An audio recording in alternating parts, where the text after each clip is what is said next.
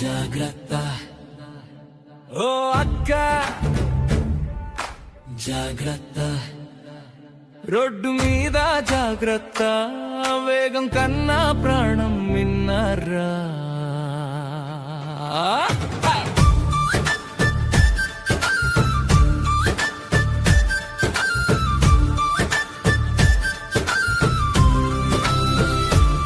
helmet